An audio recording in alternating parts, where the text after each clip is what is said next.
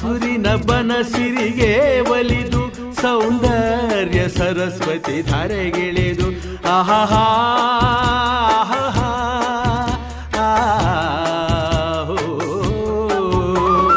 ಹರಿಯುವ ನದಿಯಲ್ಲಿ